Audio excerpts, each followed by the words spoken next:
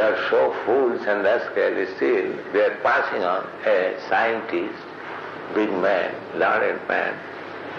No, none of them. This is our challenge.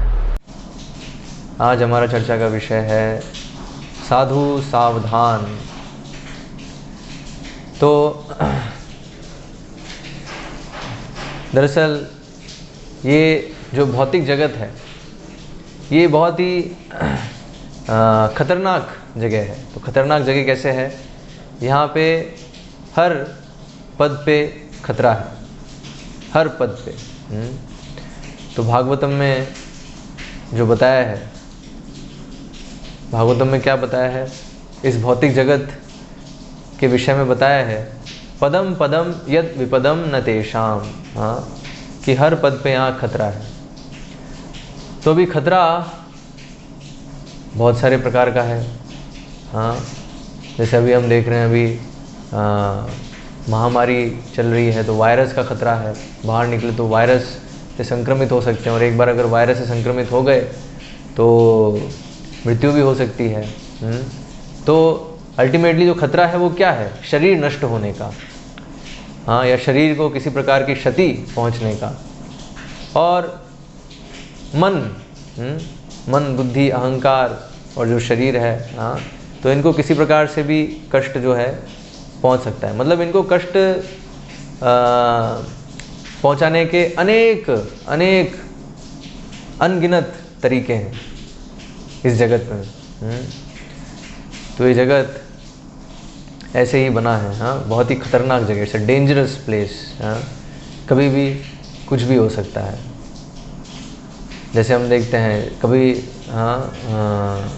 कुछ महीने पहले किसी ने नहीं सोचा होगा कि इस तरीके से कोई महामारी आएगी और पूरा जो विश्व है वो पूरा ठप हो जाएगा, सबकी जो गतिविधि है वो पूरी ठप हो जाएगी। किसी ने नहीं सोचा था, एकदम से हुआ। तो ये इस जगत की रियलिटी है। क्या है reality? That at every step there is danger. हर पद पे खतरा है। हाँ, और खतरा अल्टीमेटली क्या है? सबसे बड़ा खतरा मृत्यु जो है वो किसी भी क्षण आ सकती है। और मृत्यु के अतिरिक्त फिर जितने भी क्लेश हैं, हाँ, आध्यात्मिक क्लेश, अधिदैविक क्लेश, अधिभौतिक क्लेश, ये सब कभी भी अकस्मात आ सकते हैं। ऑफ कोर्स कभी कभी नोटिस देकर भी आते हैं, कभी कभी। फॉर एग्ज़ाम्पल जब हम देखते हैं अगर किसी को कैंसर हुआ है, हाँ, तो फिर वो एक तरह का नोटिस है। किसी को अगर वृद्धावस्था आ गई है तो वृद्धावस्था भी एक प्रकार से नोटिस है कि अभी मृत्यु बहुत ही निकट है। लेकिन जो नोटिस है वो बहुत ही कम लोगों को प्राप्त होता है। अधिकांश जो देखा जाता है वो क्या है? अकस्मात जो है चीज़ें होती हैं। जैसे आज मेरे साथ एक घटना घटी, तो इसलिए फिर जो है मुझे लगा कि उससे बहुत सारी रियलाइजेशंस हुए, तो मुझे लगा कि मुझे शेयर करना चाहिए। दरअसल आज क्या हुआ, आज बारिश हो रही थी इतनी, आज बहुत तेज़ बारिश हो रही है। हाँ, तो कपड़े जो हैं बाहर सूख रहे थे और हम जो है स्नान करके आए थे, और अभी जो है बारिश हो रही है और कपड़े जो सुखाने के लिए रखे थे वो भीग रहे हैं। हाँ, तो हम जो है दौड़ते हुए निकले कि इसको जो है तार से उतार के अंदर रख दें। लेकिन हुआ क्या, जैसे ही कमरे से बाहर निकले तो तुरंत मैंने अपने आप को फिर नीचे पाया। हाँ, पता नहीं चला क्या हुआ एकदम से। हाँ, तो थोड़ी देर बाद समझ में आया हुआ क्या कि मैं स्लिप हो गया। हाँ, तो जो वो फ्लोर था, फ्लोर में ऑलरेडी इतना पानी था जो मैंने एक्सपेक्ट नहीं किया था, और क्योंकि मैं भागते हुए जा रहा था तो फिसल गए पैर सीधे धड़ाम से नीचे। हाँ, तो अभी एकदम से हुआ मेरे लिए जो ये पूरा इंसिडेंट है। जस्ट 1 सेकेंड, विदिन मतलब 1 सेकेंड से भी कम समय में हुआ, कुछ समझने का अवसर ही नहीं मिला क्या हुआ। हाँ, और फिर भक्तगण आए, उन्होंने उठा के फिर वो अंदर लेके गए। थोड़ी देर बाद फिर जो है होश तो रहा पूरे समय, लेकिन फिर भी ऐसी स्थिति थी कि कुछ उठ नहीं सकते, कुछ कर नहीं सकते, ऐसी स्थिति हो रही थी। तो उस समय ये रियलाइजेशन आया कि देखो ये तो बस कुछ नहीं है, ये तो बस एक हम बस स्लिप होके गिरे हैं, है ना। लेकिन मृत्यु भी ऐसे ही है, मृत्यु एकदम से आएगी, और अगर उस समय हम तैयार नहीं हैं तो अभी जैसे ये जब हुआ तो उस समय कुछ नहीं सोच पा रहे। एक्चुअली जो स्थिति है, हाँ, एक्चुअली समझ में नहीं आ रहा हुआ क्या। पहले तो ये समझने में मुश्किल हो रही है कि हुआ क्या एकदम से। अब तो हम कमरे के बाहर निकले थे और तुरंत नीचे, हाँ, तो इवन समझने में भी समय लग जाता है कि हुआ क्या। तो इसलिए बताया भक्तों का संग कितना ज़रूरी है ना। ये जो समय है, ऐसे जब घटना घटती है तो उस समय तो कृष्ण स्मरण नहीं होता है। हाँ, जैसे मुझसे पूछेंगे, मुझे तो नहीं हुआ, मुझे तो ये समझ में नहीं आया हुआ क्या है, वो समझने में ही जो है समय लग गया। और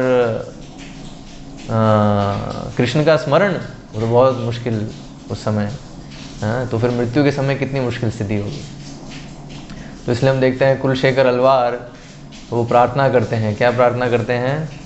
हाँ, कृष्णा त्वदीय पद पंकज पंजरांतम, हाँ, अद्येव में विशतौ तद राजहंस प्राण प्रयाण समये कफवात पित्तैर कंठा विरोधन विधौ स्मरणम कुतस्ते।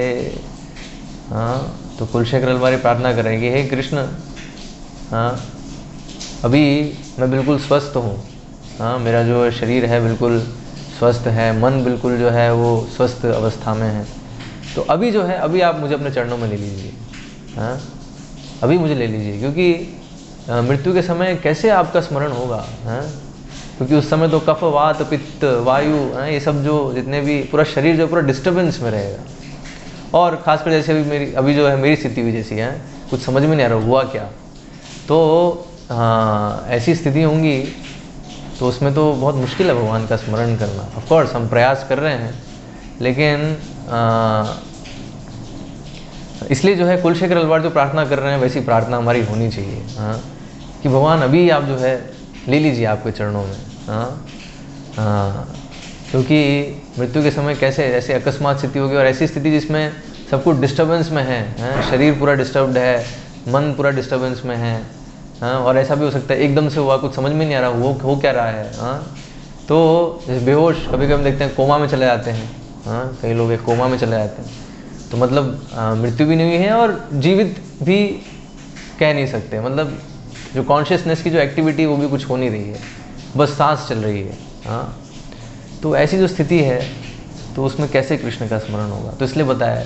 हाँ, इसलिए वो कुलशेखर अलवार प्रार्थना कर रहे हैं कि अभी जितना हो सके आपका स्मरण। तो अद्येव में विशतौ तद राजहंस, हाँ, तो मेरा मन जो है वो राजहंस के जैसा है, जैसा हो जाए।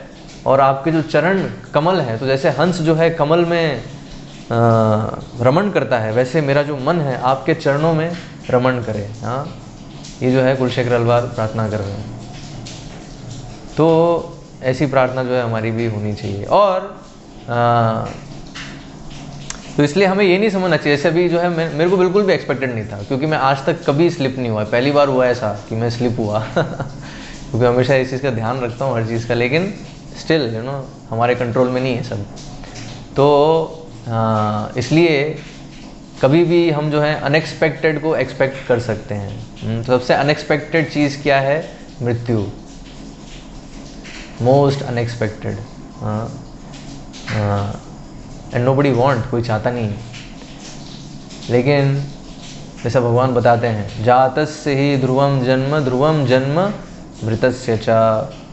हाँ, ये तो अवश्य होगा, जिसका जन्म हुआ है तो मृत्यु भी होगी, मृत्यु हुई है तो जन्म भी होगा। ये चक्र चलता रहेगा जब तक भगवान कृष्ण हमें इस चक्र से नहीं निकालते, तब तक ये चक्र चलता रहेगा। तो अभी जितना भी समय, हमें पता नहीं हमारे पास कितना समय है अभी। हाँ, जैसे कई बार हम देखते हैं कई लोग ऐसे जो है बाथरूम में या कहीं पर भी स्लिप होते हैं, उसके बाद वो उनका आखिरी होता है, उसके बाद वो बचते नहीं हैं कई बार, है ना। और कई बार बच जाते हैं। हाँ, जैसे मैं बच गया आज लेकिन जो है ऐसी स्थिति हमेशा नहीं होगी। कोई भी क्षण जो है वो हमारा इस शरीर में आखिरी क्षण हो सकता है। इसलिए बताया है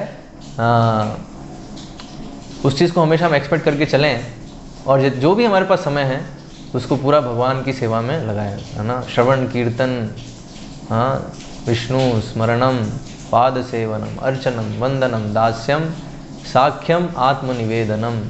तो ये नवविधा भक्ति है, इसमें हमेशा हमारी जो सारी इंद्रियां हैं, मन है, वो लगे रहनी चाहिए। हाँ, क्योंकि हमें पता नहीं, परीक्षित महाराज को तो नोटिस था, परीक्षित महाराज को पता था कि 7 दिन बाद तक्षक नाग आके डसने वाला है, ब्राह्मण का शाप मिला है, वो फलित होगा। हाँ, तो होगा, तो 7 दिन बाद, 7 दिन का नोटिस है उनके पास। हमारे पास ऐसा नहीं है। हाँ, हमारे पास अगले क्षण का भी हमें पता नहीं है। ठीक है, तो इसलिए हमें हमेशा एक्सपेक्ट करके चलना है, कभी भी हो सकता है, तो इसलिए हम तैयार रहें। और ऐसा हो सकता है कि हम तैयार नहीं हैं, हाँ, लेकिन अगर हम भक्तों के संग में हैं तो फिर भक्त जो हैं वो मदद करेंगे कि हम उस समय जो है कृष्ण का स्मरण कर सकें। इसलिए बताया भक्तों का संग कितना महत्वपूर्ण है।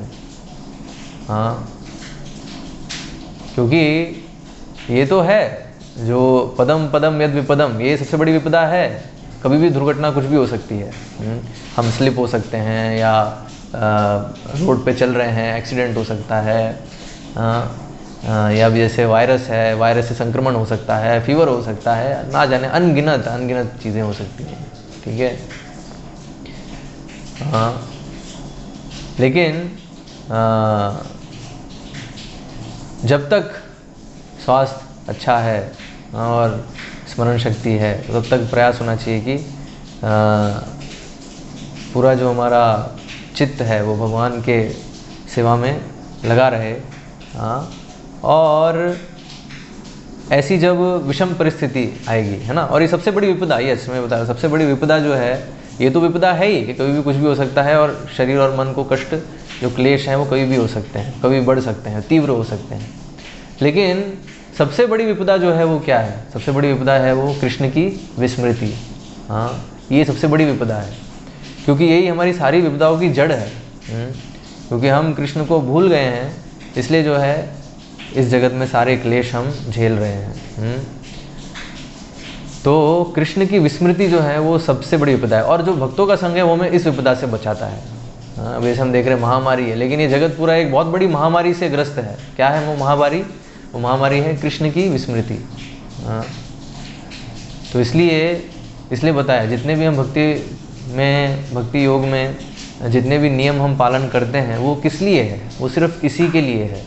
हाँ, कि हर समय स्मर्तव्यम सततम विष्णु न विस्मर्त्यम जात उचित। हाँ, कि हमेशा भगवान का स्मरण हो, कभी भी उनका विस्मरण नहीं हो। इसलिए जो है सारे नियम हैं, सारे जो भक्ति के विधि विधान हम पालन करते हैं वो इसीलिए हैं। हाँ, और कोई हेतु नहीं है, यही हेतु है। क्योंकि ये सबसे बड़ी महामारी है इस जगत में, सबसे बड़ी बीमारी है। क्या है? विस्मृति, कृष्ण की विस्मृति। कृष्ण से द्वेष, कल हमने देखा था, द्वेष, सब में द्वेष है। कारण क्या है? क्योंकि कृष्ण से द्वेष है, तो इसलिए फिर बाकी सबसे भी द्वेष होता है। और वो द्वेष के कारण क्या है? फिर जो है विस्मृति हो जाती है। हाँ, माया देवी जो है भुला देती है, आवृत कर देती है आत्मा को। तो आत्मा का जो ज्ञान है वो पूरा आवृत हो जाता है, वो भूल जाता है, अपने को भी भूल जाता है और भगवान को भी भूल जाता है। और मिथ्या अहंकार में सोचने लगता है कि मैं शरीर हूँ और ये जो पूरा जगत है वो मेरे भोग के लिए है, मेरे मज़े के लिए है। तो इसलिए ये सबसे बड़ी महामारी है। हाँ, कृष्ण की विस्मृति और कृष्ण से द्वेष है। हाँ, तो इसलिए ये जो महामारी है इससे हम बचते हैं सत्संग में, साधुओं के संग में, भक्तों के संग में। जब भक्तों के संग में होते हैं तो भक्त ये चीज़ इंश्योर करते हैं कि हम हर परिस्थिति में कृष्ण का स्मरण कर सकें। तो जैसे अभी ये हुआ, अभी मुझे रियलाइज़ हुआ ये चीज़। हाँ, जब मैं भी स्लिप हुआ और स्लिप होकर धड़ाम से नीचे गिरा तो कुछ समझ में नहीं आ रहा हुआ क्या। हाँ, एक ही क्षण में जो है मैं नीचे था और कुछ समझ में नहीं आ रहा क्या हुआ। तो उतने में भक्तगण आए, सबने उठा के अंदर रखा, और फिर थोड़ा सा जो है मतलब उसमें फिर थोड़ा वो होता, हाँ चलो भक्तगण हैं, थोड़ा सा उस समय कृष्ण की स्मृति जो है वो हुई थी भक्तों के कारण। मतलब मेरा एक्चुअली कोई उसमें मेरी कोई इतनी कोई उच्च चेतना नहीं है कि इंडिपेंडेंटली मैं स्मरण कर पाऊँ। नहीं, वो भक्त आए तो फिर थोड़ा स्मरण हुआ, हाँ अरे कृष्ण है, वो क्या हुआ है, लगता है मैं गिर गया हूँ। तो भक्त जब उठा के जब रख रहे हैं तो थोड़ा सा रियलाइज़ हो रहा है वो गिर गया हूँ मैं, स्लिप हो गया हूँ। हाँ, तो एनीवेज पॉइंट क्या है कि इसलिए भक्तों का संग जो है बहुत अनिवार्य है, क्योंकि भक्तों की डेफिनेशन क्या है? वैष्णव बताए, वैष्णव कौन है? हाँ, जिनको बस देखने से कृष्ण का स्मरण होता है, वो वैष्णव है। हाँ, तो इसलिए ऐसे वैष्णव का संग जो है वो होना बहुत ही आवश्यक है हमारे, क्योंकि जो है विपदा कभी भी आ सकती है, और जब विपदा हो तो उस समय कृष्ण का स्मरण हो, तो फिर काहे की विपदा है? यही एक्चुअली कुंती महारानी प्रार्थना करती है। हाँ, कुंती महारानी यही प्रार्थना करती है, विपदा संतुता शाश्वत तत्र तत्र जगत गुरु भवत दर्शनम यत् स्यात् किम पुनर्भव दर्शनम। तो कुंती महारानी कह रही हैं कि हम देखते हैं कुंती महारानी की जीवन में कितनी सारी विपदाएं आई। हाँ, उनके पति जो हैं वो गुजर गए, हाँ, बहुत ही यंग एज में, और बच्चे जो हैं वो भी बिल्कुल छोटे हैं, उनका भी देखभाल करना है। और जो कौरव हैं वो हमेशा पॉलिटिक्स कर रहे हैं, हाँ, पांडवों को मारने का प्रयास कर रहे हैं। देखते हैं हम, हाँ, भीम को विष देने का प्रयास किया, सभी पांडवों को लक्षागृह में जलाने का प्रयास किया गया। हाँ, और जो द्युत क्रीड़ा है उसमें कितना अपमान किया युधिष्ठिर महाराज का और द्रौपदी का। हाँ, तो इतना, और फिर वनवास में भी जो है, जब वनवास में चले गए तब भी जो है दुर्योधन को शांति नहीं है, वहाँ पर भी जो है वो तंग कर रहा है उनको। हाँ, तो कुंती महारानी ये सब, इन सब से गुजरी वो। तो अंत में जब महाभारत का युद्ध समाप्त हो गया और भगवान अभी द्वारका के लिए प्रस्थान कर रहे हैं, तो कुंती महारानी प्रार्थना कर रही है। तो कुंती महारानी ऐसी प्रार्थना कर रही है जो कोई कभी सोच भी नहीं सकता। तो कुंती महारानी क्या कह रही हैं? विपदा संतुता शाश्वत हैं, ये जो सारी विपदाएं थी वो वापस आए। क्यों? क्योंकि हर विपदा में आपका स्मरण हुआ। जब भी विपदा होती है तो आपका स्मरण होता है, और आपका अगर स्मरण होता है तो फिर क्या विपदा है? हाँ, फिर कोई विपदा नहीं है। तो ये जो है, ये रियलाइजेशन भक्तों को होना चाहिए, और ये तभी होगा जब ऐसे प्रैक्टिकल सिचुएशंस आएंगी। और उसमें फिर हमारी परीक्षा हो, कितना हम कृष्ण का स्मरण कर पा रहे हैं। और अगर हम नहीं कर पा रहे, लेकिन अगर भक्तों के संग में है, तो किसी ना किसी तरीके से कृष्ण का स्मरण तो हो ही जाएगा। इसलिए बताया है, हाँ, असत संग त्याग यही वैष्णव आचार। हाँ, तो वैष्णव कौन है? असत संग का त्याग करते हैं, वो हमेशा सत्संग में रहते हैं। हाँ, हमेशा भक्तों के संग में रहते हैं। तो इसलिए गृहस्थों के लिए थोड़ा मुश्किल है ये।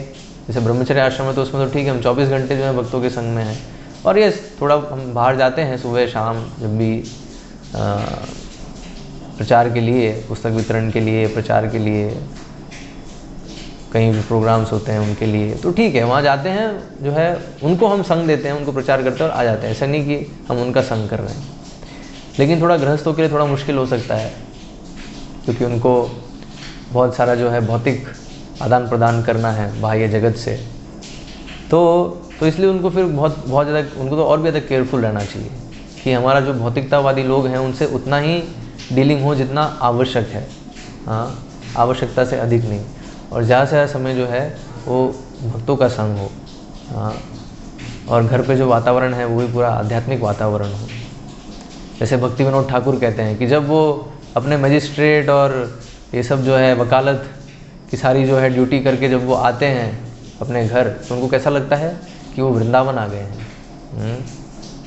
क्यों? क्योंकि उनके घर जो है पूरा जो है भक्ति से पूरा संचारित था, घर का जो वातावरण है।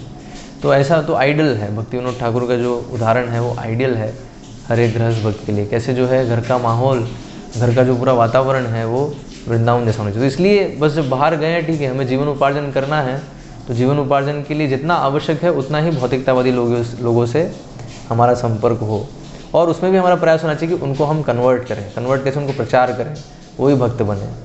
तो जो चैतन्य महाप्रभु का आदेश है, यारे देखो तारे कहो कृष्ण उपदेश, तो ये तो सबके लिए है। ये कृष्ण भावनामृत आंदोलन में जितने ही भक्त हैं, चाहे वो गृहस्थ हैं, ब्रह्मचारी हैं, सन्यासी हैं, जो भी हैं, सबके लिए जो है ये चैतन्य महाप्रभु का आदेश है। क्या है?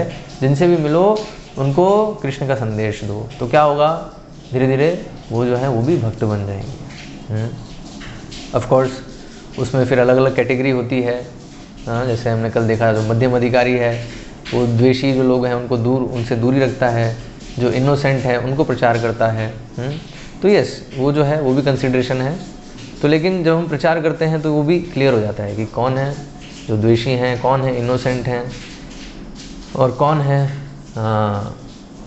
जो समझ में हमारे बराबर के हैं, कौन है जो हमसे उच्च हैं आध्यात्मिक प्रगति में, कौन है जो हमसे नीचे हैं और उनको हम उठा सकते हैं, मदद कर सकते हैं। तो ये सब चीज़ें फिर क्लियर होती जाती हैं, उसके अनुसार फिर हमारा आदान प्रदान होता है। लेकिन एक बेसिक प्रिंसिपल ये अवश्य है कि जिससे भी मिले उसको हम कृष्ण का संदेश अवश्य दें।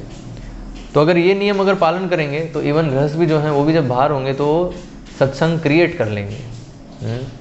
लेकिन अगर हमें ही अगर पालन करने में दिक्कत हो रही है, जैसे कभी कभी हम देखते हैं कई भक्त जो अपने आप को छुपा के रखते हैं, है ना, वो जाएंगे तो तिलक भी नहीं लगाएंगे, किसी को बताएंगे नहीं कि वो भक्त हैं। क्यों उनको लगता है कि अरे बता दिए तो क्या सोचेंगे लोग। ऐसा नहीं है। हमें जो है हम क्लियर रहें। और जितना इवन ये बताए, अगर हम तिलक भी लगाए हुए हैं तो फिर लोगों को इंक्वायरी जनरेट होगी, लोग पूछेंगे अरे तिलक क्या है, तो प्रचार का हमें अवसर मिलेगा।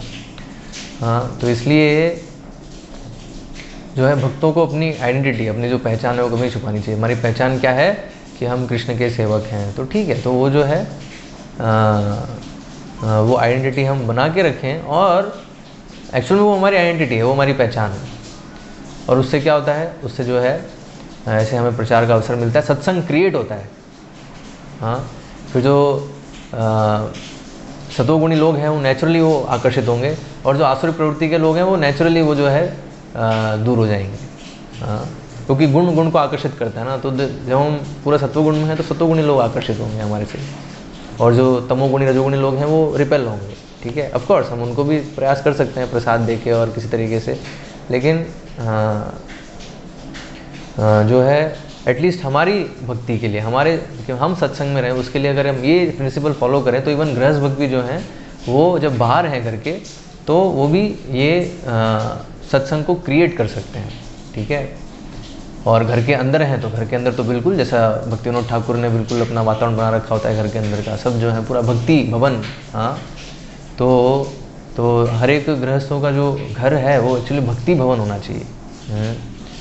मतलब वहाँ सारे जो सदस्य हैं परिवार के, तो वो सब जो हैं भक्ति में संलग्न होने चाहिए। श्रवण कीर्तन स्मरण जो नवविधा भक्ति है इसमें वो नियोजित होने चाहिए।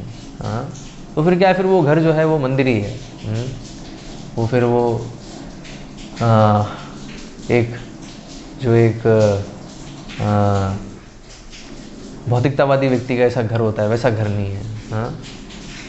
वो घर स्पेशल है, मंदिर है वो।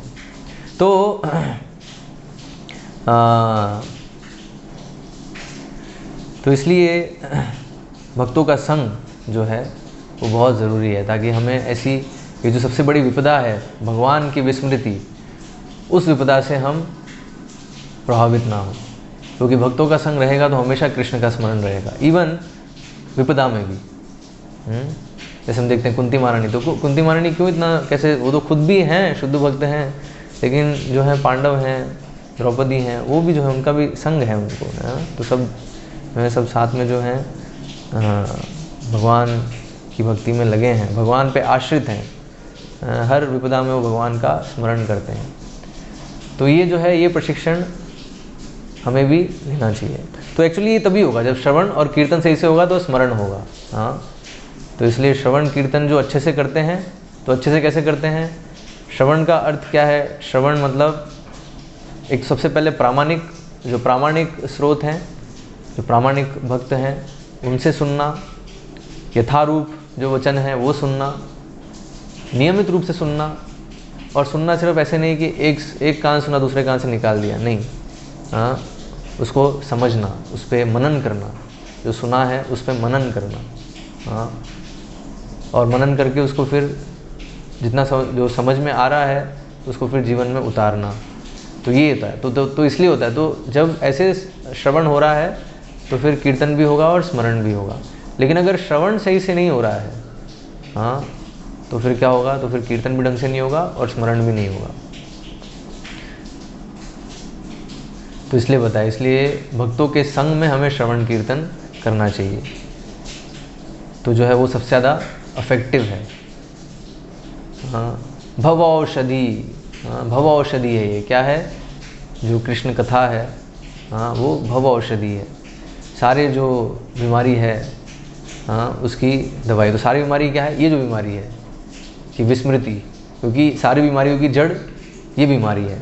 क्या? कि हम भूल गए हैं कृष्ण को, हमारे संबंध को हम भूल गए हैं, हम खुद को भूल गए हैं, कृष्ण को भूल गए हैं, और हमारा और कृष्ण के साथ जो संबंध है वो भी भूल गए हैं। तो इस संबंध को रिवाइव करना यही भक्ति योग है। हाँ, तो ये जो है प्रयास हमें अच्छे से करना चाहिए इस मनुष्य जीवन में, ठीक है। तो इसलिए साधु सावधान हैं। तो सावधान क्या है? माया बहुत सारी ऐसे ट्रिक्स प्ले करेगी जिसमें वो हमें ऐसा प्रतीत करवाएगी, नहीं नहीं, भक्ति तो अकेले भी कर सकते हैं, भक्तों के संग की क्या आवश्यकता है। और भक्तों का संग जो है बहुत उसमें तपस्या हो रहा है। ऐसे अनेक माया जो है, माया की बेसिकली क्या है? दो तरीके से वो एक्ट करती हैं। पहला है आवरणात्मिका शक्ति। तो आवरणात्मिका शक्ति में क्या है कि जो आत्मा है उसको वो कवर कर देती है। कवर करने से क्या भूल जाता है? अपने को भूल जाता है, कृष्ण को भी भूल जाता है, और उसका और कृष्ण का संबंध भूल जाता है। तो ये है आवरणात्मिका शक्ति। तो आवरणात्मिक शक्ति में क्या है? हर एक आत्मा को एक पर्टिकुलर शरीर मिलता है। जैसे हमें भी ये मनुष्य शरीर मिला है, ये क्या है? ये माया की आवरणात्मिका शक्ति से बना हुआ है। तो इसके प्रभाव में आकर अभी हम भूल गए हैं हमारी वास्तविक पहचान को। अभी क्या होता है, जब हम भक्तों के संग में जब श्रवण करते हैं, श्रवण कीर्तन में भाग लेते हैं, तो फिर क्या होता है? धीरे धीरे स्मृति वापस आती है इसमें। अरे फिर हमें जागने लगते हैं। हम जब जागते हैं तो हमें रियलाइज़ होने लगता है कि ओ, मैं तो शरीर नहीं हूँ, मैं आत्मा हूँ, मैं क्या कर रहा हूँ इस जगत में। हाँ, मैं तो भगवान की सेवा करनी चाहिए, भगवान का सेवक हूँ। ऐसे करके फिर वो सेवा में नियोजित होता है और बहुत बढ़िया से जो है प्रगति कर रहा होता है। लेकिन फिर माया फिर एक और फिर टेस्ट करती है। क्या है? प्रक्षेपात्मिका शक्ति। तो माया देवी जो है फिर प्रयास करती है उसको ये बेसिकली टेस्ट करने के लिए कितना वो गंभीर है, कृष्ण को प्रसन्न करने के लिए। तो प्रक्षेपात्मिका शक्ति में क्या है? वो जो है भक्ति, यस, मतलब थ्रोइंग पोटेंसी। प्रक्षेपात्मिका में क्या है? उसको वापस, मतलब वापस से भौतिक जगत में या भौतिक जीवन में उसको डालने का प्रयास। तो डालने का प्रयास करते बेसिकली माया देवी उसको कुछ एल्यूरमेंट्स देगी, कुछ आकर्षण देगी भौतिक जगत के, या भक्तों के संग में जो भी उसको तपस्या हो रही है, जो भी उसको कुछ जो भी कष्ट है, कष्ट तो हर जगह है, शारीरिक और मानसिक कष्ट हर जगह रहेगा, ठीक है। लेकिन क्या होता है भक्तों के संग में आध्यात्मिक प्रगति होती है, और वो जो भी शारीरिक और मानसिक कष्ट है वो तपस्या में कन्वर्ट हो जाता है, मतलब उससे हमारी चेतना की शुद्धि होती है। लेकिन अगर भक्तों के संग में नहीं है और बाहरी जगत में जो भी है वो तो क्या है, वो फिर हमारे वही कर्म के अकाउंट में वो चलता रहता है। तो इसलिए बताया है, तो भक्तों का संग किसी भी सिचुएशन में नहीं छोड़ना चाहिए, क्योंकि वो क्या है, जब भी हमें अगर ऐसा लगे कि भक्तों के संग तो आवश्यक नहीं है, तो समझ जाइए कि ये माया की प्रक्षेपात्मिका शक्ति कार्य कर रही है। तो माया की जो प्रक्षेपात्मिक शक्ति है वो बहुत ही ट्रिकी है, बहुत ट्रिक से जो है। तो स्लिप, जैसे हम चलते चलते स्लिप हो जाते हैं अगर ध्यान नहीं रखते, तो ऐसे ही भक्ति से भी हम स्लिप हो सकते हैं, हाँ, अगर हम ध्यान नहीं रखेंगे। तो इसलिए बताया साधु सावधान। तो सावधान क्या है? तो इसलिए जो माया की जितनी भी चाल हैं उससे हमें सावधान रहना चाहिए। तो माया की जो जितनी भी चाल है अल्टीमेटली वो क्या है, कैसे हम जो हैं कृष्ण का स्मरण नहीं करें। और माया देवी के लिए सबसे आसान है कि इसको भक्तों के संग से निकालो क्योंकि भक्तों के संग से निकलेगा तो वो सिचुएशन ऑटोमेटिकली आ ही जाएगी, चाह कर भी जो है भगवान का स्मरण नहीं कर पाएगा। लेकिन भक्तों के संग में क्या है, ना चाहते हुए भी भगवान का स्मरण करना ही पड़ेगा। भक्त जो है उसको याद दिलाते रहेंगे, तुम जो है भोक्ता नहीं हो, तुम सेवक हो, हाँ, बार बार उसको याद दिलाते रहेंगे। लेकिन जैसे ही भक्तों का संग छूटा तो क्या होता है फिर, वो चाहकर भी जो है स्मरण नहीं कर पाएगा। हाँ, जैसे हम देखते हैं अगर भक्तों के संग में, ऐसे अभी ये स्थिति है, अभी अगर मैं मान लीजिए मैं अकेला होता या अभक्तों के संग में होता और ऐसे में स्लिप होके गिरा होता, तो क्या मुझे जो है वो तो अभी तो शायद हॉस्पिटल में भी डाल देते हैं, कुछ ट्रीटमेंट भी चालू कर दिया होता। हाँ, और कहीं भी कृष्ण का स्मरण नहीं होता, वो पूरा सब भौतिक स्तर पे चलता रहता है सब। हाँ, लेकिन हम देख रहे हैं भक्तों के संग में है तो क्या है, सबसे पहले भगवान का स्मरण ऑटोमेटिकली हो जाता है, इवन उस स्थिति में भी जिसमें स्मरण करना मुश्किल है। तो इसलिए बताया कि भक्तों का संग जो है बहुत ही आवश्यक है इस बीमारी से बचने के लिए। कौन सी बीमारी? कृष्ण की विस्मृति और फिर माया की जितनी भी चाल है उससे बचने के लिए। हाँ, कभी कभी हो सकता है हम नहीं समझ पाते, हम जो गड़बड़ कर रहे हैं भक्ति में, भक्ति के जो विधि विधान है उसका हम पालन नहीं कर रहे हैं, उसमें कुछ ना कुछ गड़बड़ कर रहे हैं। तो क्या होता है, जो गड़बड़ करने वाला होता है उसको कभी कभी दिखता नहीं है कि वो गड़बड़ कर रहा है, लेकिन जो दूसरा देख रहा है उसको दिख जाता है, प्रभु जी गड़बड़ हो रही है, थोड़ा इसको सही करिए। हाँ, तो ऐसे जो है तो इसलिए भक्तों के संग में क्या है, फिर जो भी हम गड़बड़ कर रहे हैं तो उसको भी ठीक करने का अवसर मिलता है, जो कि एकांत भक्ति में नहीं होने वाला है। और ये विचार कि हम एकांत में रह के भक्ति करेंगे ये तो कभी संभव ही नहीं है एक बद्ध जीव के लिए, खासकर जो तीनों गुणों से प्रभावित है। तो वो उसके लिए सिर्फ एक ही अवस्था है जिसमें वो भगवान का श्रवण कीर्तन स्मरण सब कुछ अच्छे से कर सकता है, और जहाँ पर भी उससे गलती हो रही है उसको रेक्टिफाई कर सकता है, उसको इम्प्रूव कर सकता है, वो सिर्फ भक्तों का संग है, भक्तों का सानिध्य है, उसी में है, अकेले में उसके लिए संभव नहीं है। तो और माया की जो प्रक्षेपात्मिका शक्ति है तो उससे भी वो इम्यून रहता है, अगर भक्तों के संग में है तो इम्यूनिटी रहती है। क्यों? क्योंकि जैसे हम देखते हैं अगर हम अकेले हैं तो फिर क्या होता है, चलो कौन देख रहा है ना, कुछ भी जो चलो बाहर का खा लिया कभी, कौन देख रहा है। खासकर हम देखते हैं गृहस्थों में बहुत जो है ये नियम पालन करना बहुत मुश्किल होता है उनके लिए कि सिर्फ प्रसाद ही ग्रहण करना है। हाँ, उनको कभी कभी बाहर भी खाना चलता है। हाँ, ऐसा एटीट्यूड आ जाता है, सबकी नहीं बोल रहा मैं, कुछ लोगों में हो जाता है। तो क्यों हो रहा है? क्योंकि कोई देखने वाला नहीं है ना। हाँ, लेकिन अगर भक्तों के संग में तो हमेशा हम कांस्टेंट ऑब्जर्वेशन में हैं, क्या कर रहे हैं, और अगर कुछ भी गड़बड़ करेंगे तो हमें ओ भक्त देख रहे हैं तो इसलिए नहीं करेंगे गड़बड़ उसको। तो इससे क्या होता है, ऑटोमेटिक इम्यूनिटी आ जाती है। हाँ, और मान लीजिए कुछ अगर जो है भौतिक भोग करने की इच्छा भी हो रही है तो भी हम अगर भक्तों के संग में है, भक्त हमेशा देख रहे हैं हमें, तो जो है उसकी भी संभावना बहुत कम है। तो इसलिए बताया है भक्तों के संग में क्या होता है, ऑटोमेटिक इम्यूनिटी हो जाती है, जो माया की जो प्रक्षेपात्मिका शक्ति है उससे। हाँ, उससे जो है भक्त बचा रहता है। तो इसलिए इतना जो है गुणगान किया है साधु संग का, सत्संग का। हाँ, क्योंकि ये जो हमारी बीमारी है कृष्ण की विस्मृति, इससे हम बच जाते हैं अगर हम भक्तों के संग में हैं तो। हाँ, कृष्ण की स्मृति हमेशा बनी रहती है, हमेशा। तो हम देखेंगे नहीं, क्योंकि जो परिभाषा है, हाँ, वैष्णव कौन है? जिसको देखकर ही कृष्ण का स्मरण होता है। तो जब हम वैष्णव के संग में ही हैं तो नेचुरल है, अरे इधर भी एक वैष्णव, उधर भी वैष्णव, हरे कृष्णा प्रभु जी हैं सब जो है। तो क्या है, ओवरऑल जो पूरा जो एनवायरनमेंट है वो पूरा वैकुंठा वातावरण हो जाता है। यही तो वैकुंठ वातावरण है। हाँ, तो एक्चुअल में भक्तों के संग में क्या होता है, जो वैकुंठ है वो इस जगत में क्रिएट हो जाता है एक्चुअली। हाँ, तो इसलिए जो असत संग त्याग यही वैष्णवाचार, जो अभी भी असत संग में उसको दिक्कत नहीं हो रही है, तो इसका मतलब अभी वो वैकुंठ जाने के योग्य नहीं हुआ है। वैकुंठ जाने के योग्य कौन हुआ है? जो भक्तों के संग छोड़ नहीं सकता एक सेकंड के लिए। हाँ, एक सेकंड के लिए भी जो है वो भक्तों के संग को नहीं छोड़ सकता, वही जो है वैकुंठ जाने के योग्य होगा। हाँ, तो हमें देखना है तो हमारी कितनी उत्कंठा है। हाँ, भक्तों के संग में जो है भगवान की सेवा में, क्योंकि यही वैकुंठ जगत है। वैकुंठ जगत क्या है? वहाँ पे सब जो हैं, सभी भक्त हैं वो भगवान की सेवा में लगे हुए हैं 24 घंटे हैं, 24/7।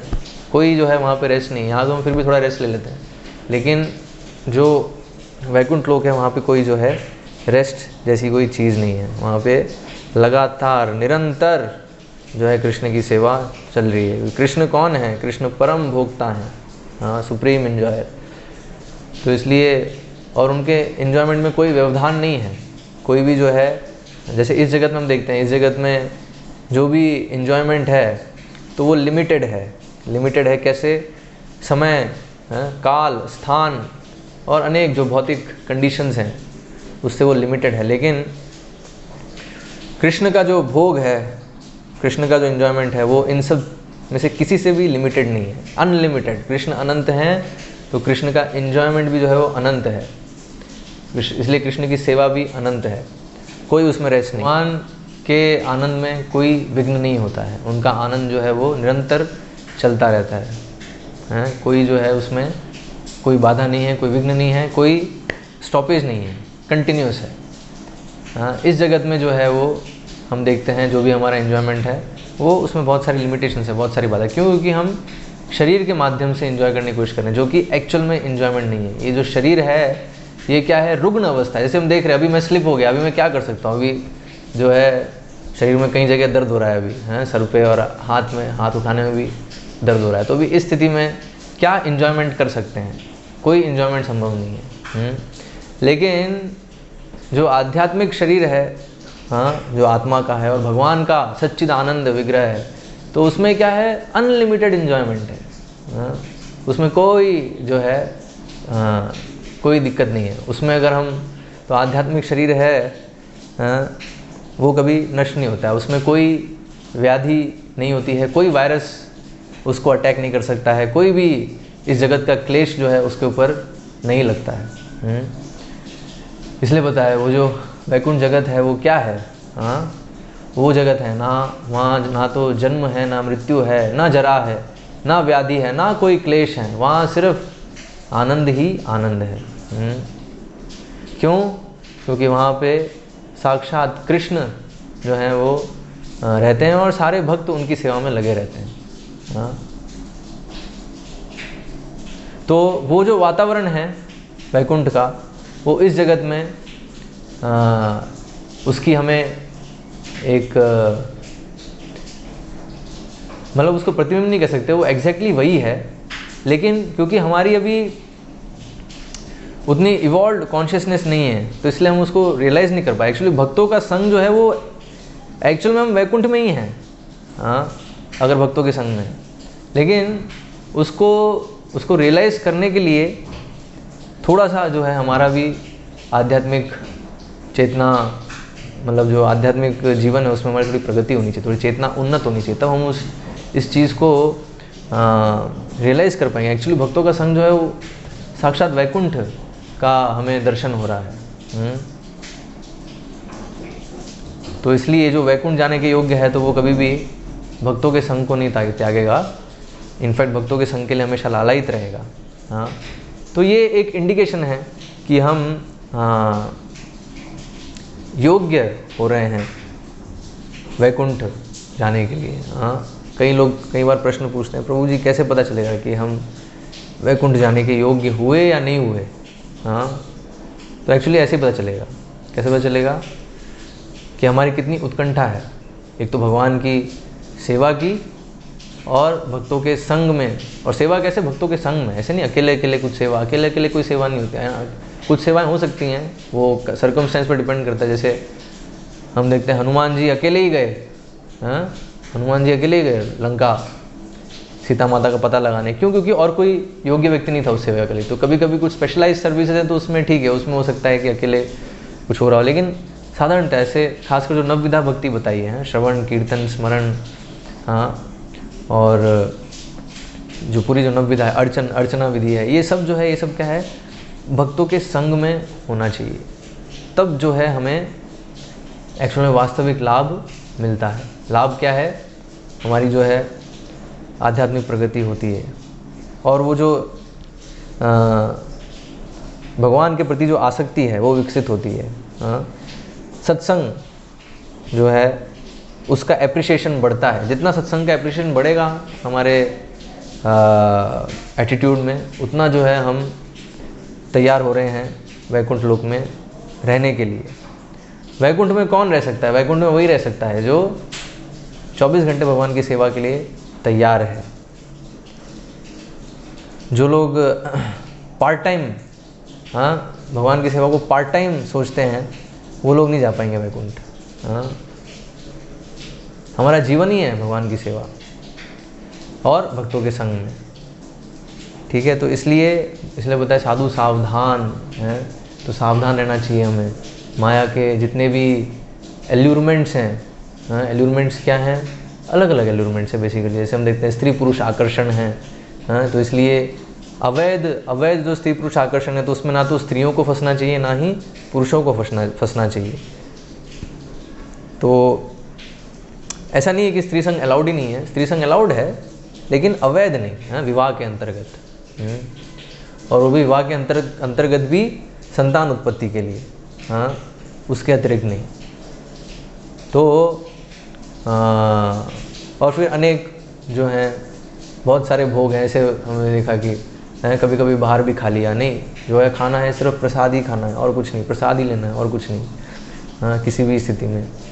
और जैसे हम देख रहे थे कभी कभी भक्त जो हैं, अभी एक फेसबुक पे एक पोस्ट था, राधा अष्टमी पे उन्होंने जो है भगवान को भोग लगा रहे हैं और उसमें जो है डेयरी मिल्क चॉकलेट है रैपर के साथ, वो भी प्लेट में लगा रखी है। तो ऐसी जो मूर्खता है वो नहीं करनी है, हमें समझना है क्या भगवान को भोग लगा सकते हैं। तो चॉकलेट और ये सब जो चीज़ें हैं, ये सब चीज़ें भगवान को भोग लगाने के लिए नहीं है, हाँ, और ना ही भक्तों को इसे ग्रहण करना चाहिए।